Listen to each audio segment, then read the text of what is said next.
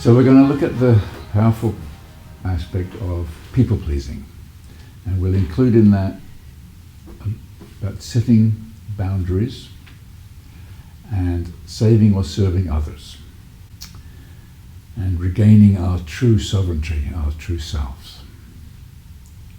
And this is all about whether we are right or wrong-minded when we're making our decisions.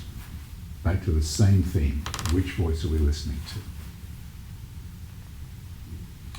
Or another way of saying it, whether we're coming from our heart or from the ego. And as we are learning, it is about listening very closely to how we feel when we make decisions. Do I feel peaceful when I make a decision? Over a period of time. Do I feel happy? Do I feel calm? Or do I feel this kind of slight stress in my system? And these can be very subtle. So really, whether it's people-pleasing, setting boundaries, saving or serving others, it's all about listening in very, very closely to how we feel emotionally. Do I feel peaceful? Do I feel happy? And once again, it can be very difficult to know for sure which voice we're listening to, whether we're coming from the heart or the ego. And usually needs a lot of practice. And may involve many small steps along the way. This is a journey that we're in. It can be very helpful to give ourselves time to feel, when we've made a decision, give ourselves time before we act on it. Maybe when it's a big decision, sleep on it before acting on it, and see whether you still feel calm and peaceful about it the next day. As you discovered already, people-pleasing is always about doing things for others that we don't really want to do. And where it can leave us with feelings of anger or frustration or stress or exhaustion or a feeling of being used. People-pleasing always comes from an unconscious guilt. We usually don't feel it, but as we know from the Course principles, that guilt is underneath everything here in this world. Unconscious guilt and a low sense of worth. Like, I will do something for you in order to get something from you. Either a feeling of worth, or to get you to like me. Most often we do things to get people to not think badly of us. Now, I've called the title People-Pleasing or Pleasing People. And we can get quite confused with this, but pleasing people is totally the opposite from people-pleasing. Pleasing people is doing something because you love to do it. Serving, whether it's making them a cup of tea or saying something, acknowledging to them, whatever. It comes from extending our sense of inner love. We're not doing it to get something, we're doing it because love wants to extend itself, so we are extending ourselves. And this really is the meaning of true kindness. When you do something for someone that you really want to do, that's true kindness. So what are the characteristics of a people pleaser? What does it make you do or not do you think? I can give you some examples. People pleasers have difficulty saying no. They are concerned about what others think. They can feel guilty for saying no. They are afraid that they will be thought of as selfish. So that's why they people please. They're often saying sorry, and especially in Britain. I think I've told this story before. It's like if you're in the underground train and you're walking down and you bump into someone, they say sorry. That's very British.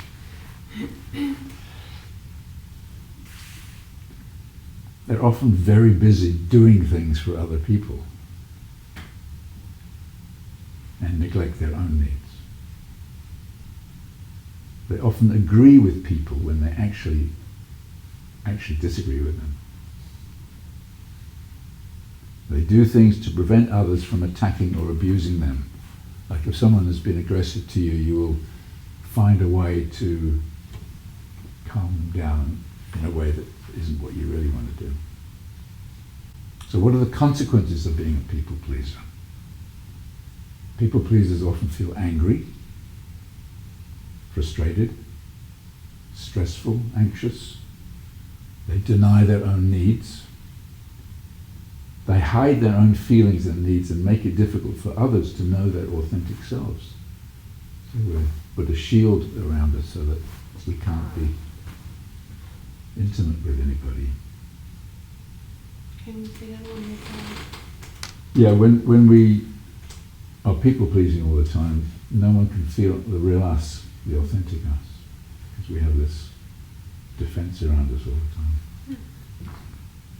People pleasers often cause problems in their relationships because the other can feel that they're not being authentic. People pleasers can often be taken advantage of by others, knowingly or unknowingly by the other.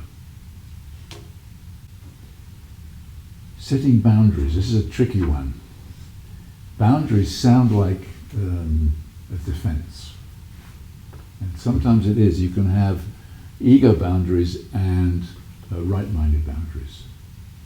Like a right-minded boundary could be like, you want me to do some work, but I'm sorry, but I'm too busy because I've got to finish this before 5 o'clock or something. That's a clear right-minded boundary. A defensive boundary or an ego boundary could be, please don't speak to me like that. The truth is that you can't make me feel anything. It's particularly around feelings. You cannot make someone else feel anything, although it looks like you can. Like we have proof of it. When I scream at somebody, let's say I scream at Mariana and she starts to cry, it looks like I've caused that. That's the ego setup. So she might say, please don't speak to me like that. But I'm being my authentic angry self in that moment. Right?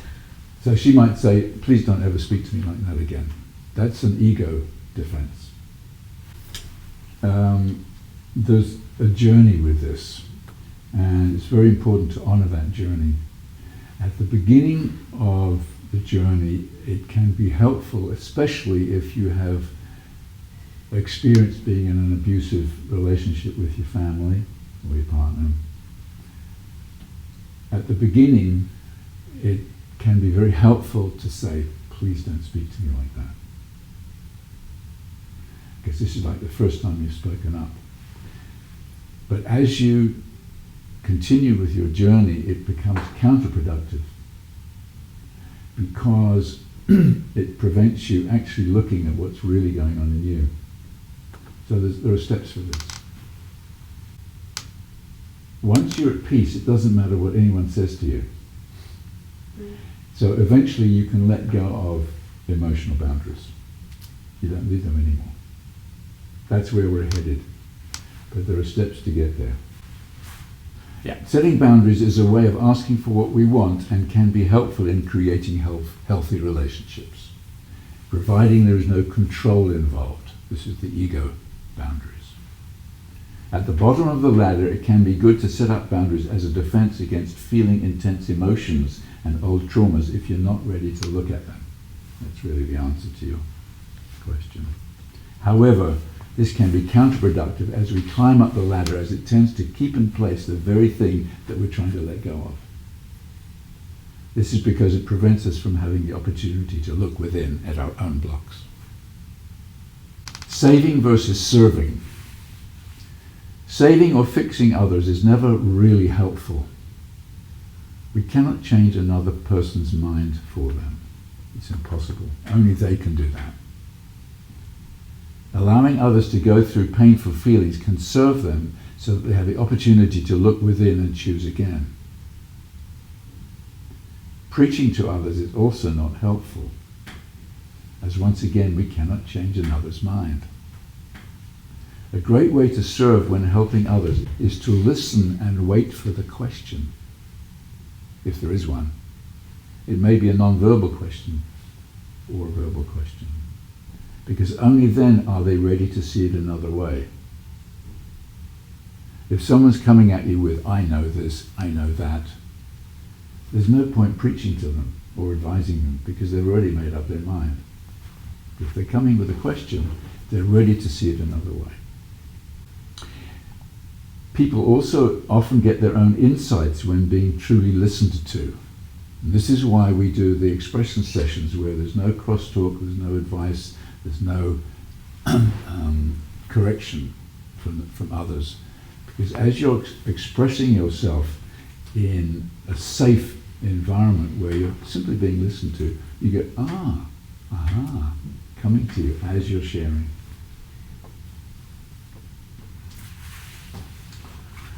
So letting go of people-pleasing, setting ego boundaries, and saving others is about getting in touch with our right-minded inner guidance, as I said earlier. As always, this requires true forgiveness. And watching our mind in action, giving it over to Spirit whenever we spot a tendency to listen to the ego's guidance. So once again, it's always about forgiveness, but the gentle looking. When we are in our right mind, we will feel, very important, we will feel what we truly want in that moment. And it can be a very subtle feeling of excitement or peace, or we will find that we can ask for it clearly and specifically and state what we are able to do and willing to do in that moment when you're listening to your right mind. We will always feel a sense of peace when we do this. As we climb up the ladder, it starts to get easier and easier to feel instantly what is right for us, and we can then respond lovingly in the moment. At the top of the ladder, like Jesus was, there would be no need for us to set boundaries around feelings or the body. I mean, we think we are our body, so if you're coming at me with an axe, I would say, please back off, or I'll, run into another room and set some sort of boundary line there, because I think I'm a body. But I think at Jesus' level, where he could dematerialize his body, it doesn't really matter whether someone puts a nail in his body or not.